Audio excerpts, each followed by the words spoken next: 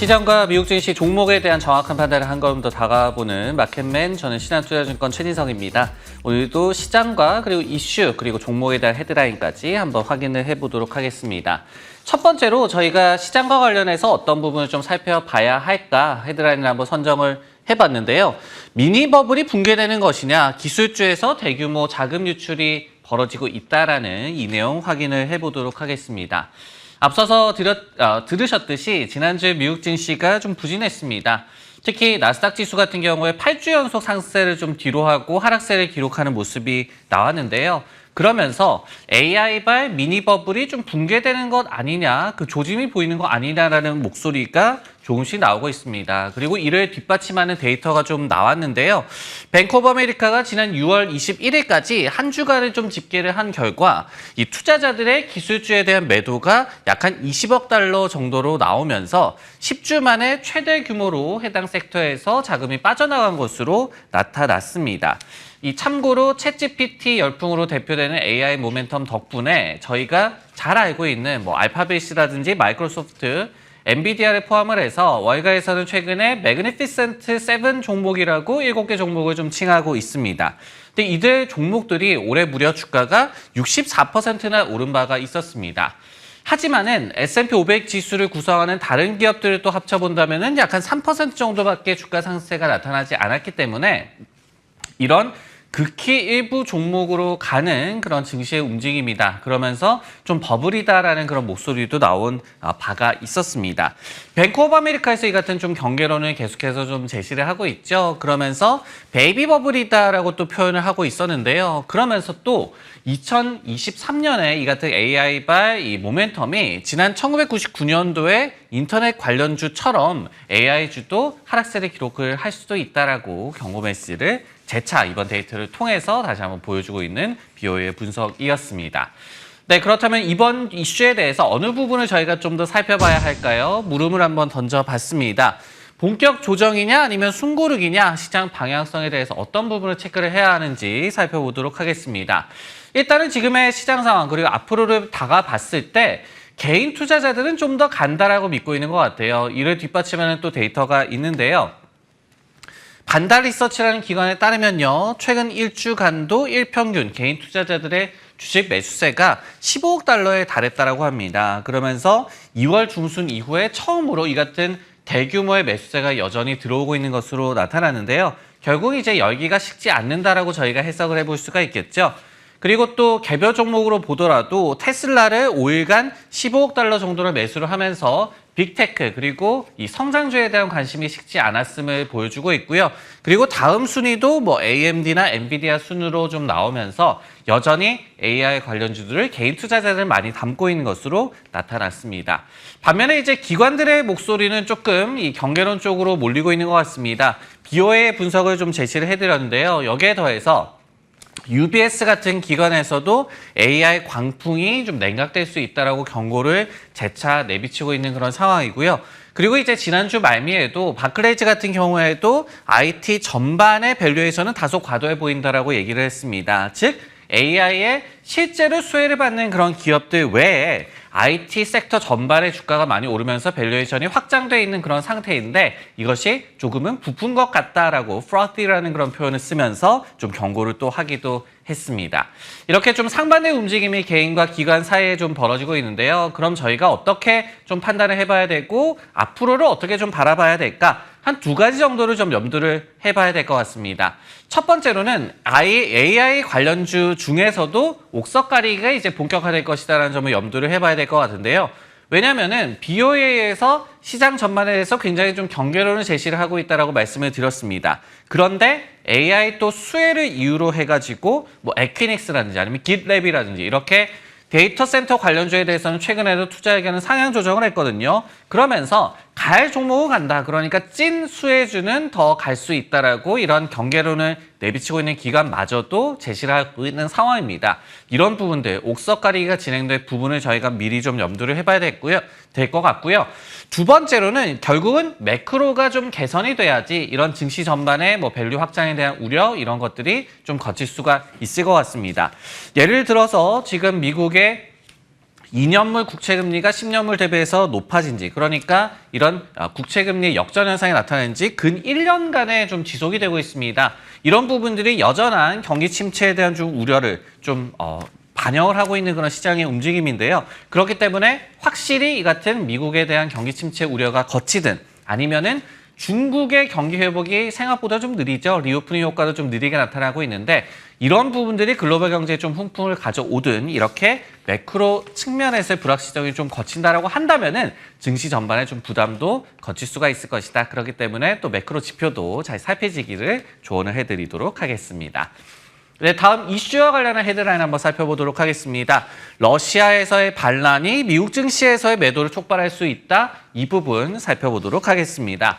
주말간 저희가 뉴스를 귀 기울여 볼 수밖에 없었죠. 떠들썩하게 만들었던 러시아의 이제 용명 바그너 그룹의 반란이 결국 하루 만에 모스크바에 대한 진격을 좀 중단을 하고 철수를 기지로 하면서 좀 일단락이 되는 그런 모습이 나왔습니다. 근데 저희가 살펴볼 부분은 금융시장에 대한 영향을 살펴볼 수밖에 없겠죠. 이런 가운데 미국 증시의 매도세를 촉발할 가능성을 언급하는 마켓워치의 기사가 좀 나왔는데요. 오한다 증권이라는 기관에서 이 같은 또 분석을 내비쳤습니다. 뭐라고 얘기를 했냐면요. 결국은 푸틴의 리더십이 약화가 되고 있고 그리고 우크라이나와의 전쟁에서 이제 물자를 철수할 가능성을 내비칠 수 있는 이번에 쿠데타 반란이었다라고 얘기를 했습니다. 그러면서 푸틴 러시아 대통령이 극단적인 조치를 할 가능성이 있다. 이런 부분들이 결국은 투자 시장에도 긴장감을 높일 요소로 작용을 할 수가 있다라고 분석을 했습니다. 결국은 저희가 예전부터도 많이 얘기를 해왔지만은 지정학적 리스크를 다시 한번 높일 요소가 될 수 있다는 점이 이번 이슈의 좀 맹점인 것 같습니다. 결국은 불확실성을 고조시킬 이벤트다. 그렇기 때문에 단기적으로 위험을 회피할 수가 있다. 이렇게 로직을 좀 이해를 해볼 수가 있을 것 같고요. 관련해서 피날토라는 기관도 이 같은 얘기를 했고요. 그리고 베어드 같은 기관에서도 미국 증시의 잠재적인 악재가 될 수 있다라고 또 분석을 제시하기도 했습니다. 네, 이 이슈에 대해서 어떻게 좀 판단을 해봐야 될까요? 물음을 한번 던져봤습니다. 결국은 지정학적 리스크가 재고조되는 것이냐, 시장의 반응이 이번 주에 어떻게 나타날까 한번 예상을 해보도록 하겠습니다. 결국 이제 1일 천하로 이번 반란이 좀 끝났기 때문에 속단하기는 힘든 상황입니다. 하지만은 조심스럽게 불확실성이 초기에 조금 고조가 됐다가 긴장감이 좀 풀리면서 시장도 좀 진정될 것이다라고 좀 추정을 해볼 수가 있을 것 같은데요. 물론 이 지정학적 리스크 같은 경우에는 시장이 분명히 좀 악재로 작용할 만한 이슈입니다. 여기에 더해서 앞서도 좀 말씀을 드렸듯이 미국 증시가 한창 지금 거품이 꺼지느냐 이런 논란 속에 있는 그런 상황이죠. 그러다 보니까 매도 욕구를 자극할 이벤트로는 충분히 좀 작용할 가능성을 저희가 좀 염두를 해봐야 될 것 같습니다. 하지만은 좀 더 긍정적인 측면을 저희가 생각을 해본다면은 반면에 이 같은 러시아에서의 반란이 결국은 러시아와 우크라이나 간의 전쟁이 끝나는 것으로 좀 계기가 될 가능성, 이 부분을 좀 살펴볼 수 있을 것 같은데요. 실제로 코이베이시 레터 같은 기관에서는 초기 변동성 후에 몇 주간 시장에 오히려 호재로 작용할 것이다라고 분석을 해본 바가 있었습니다. 왜냐하면은 종전 시에 결국은 지정학적 리스크 측면에서 가장 큰 시장의 호재가 될 수가 있을 것 같다라는 그런 분석이었는데요. 그런 측면에서 또 국제유가 금값의 추이를 좀 잘 살펴라 이런 조언을 이 기관에서 하기도 했습니다. 왜냐하면 이 같은 또 이 원자재 값의 또 추이가 결국은 위험 자산에 대한 또 선호도, 위험 심리의 추이를 또 보여주기 때문이 되겠죠. 또 하나 힌트를 저희가 좀 생각을 해볼 수가 있을 것 같습니다. 주말간에도 이제 가상화폐 시장은 계속해서 움직였죠. 그러다 보니까 이게 이 이슈에 어떻게 움직였는지 조금의 힌트를 찾아볼 수 있을 것 같은데요. 비트코인이 최근에 좀 좋은 흐름을 보이고 있습니다. 3만 1,000달러를 다시 한번 좀 돌파를 하면서 1년여 만에 최고치를 또 기록을 하는 모습이었는데요. 근데 이제 주말간에 러시아의 상황을 지켜보면서 시장이 소폭 하락 반응을 보이기는 했지만은 이내 좀 안정되는 그런 흐름이 가상화폐 시장에서도 나왔습니다. 물론 최근에 좀 보면요. S&P 500 지수, 나스닥과 비트코인 간의 상관관계가 0.3 정도로 나오면서 굉장히 낮게 한 2021년 말 이후에 최저까지 좀 떨어진 상황입니다. 그렇지만은 일부는 위험 심리의 추이를 또 가상화폐 시장의 움직임이 보여줄 수가 있겠죠. 이런 부분도 일부 좀 참고를 하시면 시장 대응에 좀 도움이 되실 것 같습니다. 네, 마지막으로 이번에는 종목과 관련 헤드라인 한번 확인을 해보도록 하겠습니다. 3조 받고 4조 달러 애플의 주가가 어디까지 갈 수 있을 것이냐 이 부분에 대해서 살펴보도록 하겠습니다. 지난주 목요일이었죠. 애플의 주가가 신고가를 기록하는 구간이 나왔습니다. 그러면서 물론 이제 금요일에 소폭 하락하기는 했지만은 여전히 애플 같은 경우에는 2%만 더 오르면 주가가 약 한 190.7달러를 돌파를 한다라고 본다면은 시가총액이 최초로 다시 한번 또 3조 달러, 글로벌 기업 중에 유일하게 3조 달러를 또 기록을 하는 그런 기록이 가까워졌는데요. 이런 가운데 내년도에는 단숨에 시총이 4조 달러까지 오를 수가 있을 것이라는 분석이 제시가 됐습니다. 페어리드라는 기관에서 이 같은 분석을 제시를 했는데요. 애플의 목표가를 무려 254달러까지, 그러니까 현재 대비 약 한 40% 정도 업사이드를 점친 수준까지 올려잡으면서 이같이 시가총액이 성장할 것이다라고 분석을 했습니다. 주가가 이만큼 오르게 된다면 4조 달러가 또 가능할 것으로 저희가 보이는 상황인데요. 페어리드 같은 기관에서는 참고로 기술적인 분석을 좀 많이 참고하는 기관으로 이해를 하시면 될 것 같습니다. 근데 이렇게 얘기를 했어요. 아직까지 상향 트렌드를 좀 대적할 만한 이 트렌드가 보이지 않는다라고 얘기를 했고요. 그리고 애플 같은 경우에도 뭐 조정이 나온다라고 한다면은 한 20일 이동평균선 정도가 1차 지지선으로 작용을 할 것이다라고 얘기를 했지만은 아직까지 또 조정의 시그널은 보이지 않는다라고 긍정적인 분석을 제시하기도 했습니다. 네, 이 이슈에 대해서 어떤 부분을 좀 더 살펴봐야 할까? 마지막으로 물음을 한번 던져보도록 하겠습니다. 벌써 시총 4조 달러가 기대되는 것이냐? 그리고 신고가 이후에 애플의 주가의 방향성은 어디서 저희가 예상을 해봐야 될까? 좀 더 살펴보도록 하겠습니다. 과거를 한번 돌이켜보면요. 이제 4조 달러까지 갈 수가 있을 것이냐? 그 경로를 좀 예측을 해볼 수가 있을 것 같은데요. 참고로 애플의 시총이 지난 2018년 8월 달에 1조 달러를 돌파한 바가 있었고요. 그리고 2020년 8월 달 정도에 2조 달러를 돌파를 했었습니다. 그리고 작년 초 2022년 1월 정도에도 이제 3조 달러를 돌파하는 구간이 존재를 했었어요. 그러면서 이제 2024년도에는 과연 4조 달러 시총이 가능할 것이냐, 이 부분에 대해서 좀 예상을 해보도록 하겠습니다.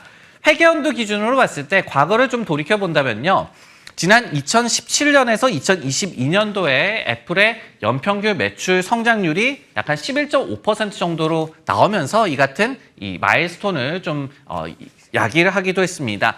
이 같은 기간 동안 또 EPS 같은 경우에는 21.6%나 증가를 했기 때문에 연간 EPS가 거의 한 3배 정도 수준으로 좀 성장을 했다라고 볼 수가 있겠습니다. 그러다 보니까 주가가 약 한 4배 정도 오른 것이 어떻게 본다면 좀 이해가 되는 그런 이익의 성장이라고 볼 수가 있는데요. 하지만은 온전히 이익 성장만으로 애플의 주가가 올라갔다라고는 또 볼 수는 없을 것 같습니다. 왜냐면요, 역시 회계연도 기준으로 봤을 때 지난 2017년도에 포워드 PR이 13배 수준이었어요. 근데 현재는 28배 수준으로 이제 늘어났기 때문에 밸류에이션 확장 역시도 이 시가총액 성장을 이끌었던 요인으로 저희가 분석을 해볼 수가 있을 것 같습니다.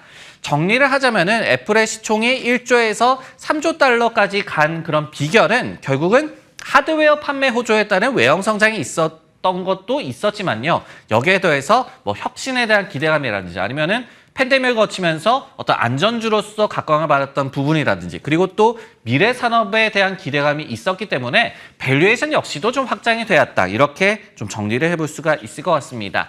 이렇게 과거를 저희가 현재 또 반영을 해본다면요. 내년 말에 4조 달러에 가기에는 그러니까 주가가 약 한 40% 오르기에는 좀 무리다라는 좀 결론이 조심스럽게 나오는데요. 왜냐면은 역시 회계연도 기준으로 23년도, 24년도 그리고 25년도에 지금 이익 성장률이 마이너스를 기록을 했다가 그 이후에도 뭐 한 9% 정도, 10% 정도에 그칠 것으로 예상이 되고 있기 때문입니다. 과거에 급격하게 시총이 성장했던 것과 비교를 한다면 이익 성장세가 좀 떨어질 것으로 예상된다는 말씀이 되겠고요.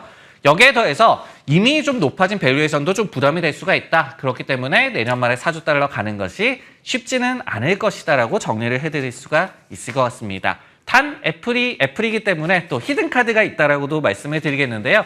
3가지 정도의 히든카드를 저희가 생각해봐야 될 것 같습니다. 첫 번째로는 뭐 비전 프로 등의 신제품이 될 수가 있겠고요. 두 번째로는 결국은 더욱더 주가의 밸류를 높일 수가 있는 이 서비스 부분에서의 부가가치 이런 부분을 좀 살펴봐야 될 것 같고 세 번째로 여전히 애플은 풍부한 현금을 보유를 하고 있습니다. 그러다 보니까 뭐 투자를 하든 M&A를 단행을 하든 아니면은 자사주 매입을 하든 이런 부분들이 또 예상 밖의 급격한 또 시총 성장을 이룰 수도 있다라는 또 히든 카드로 생각을 해보시면 좋을 것 같습니다.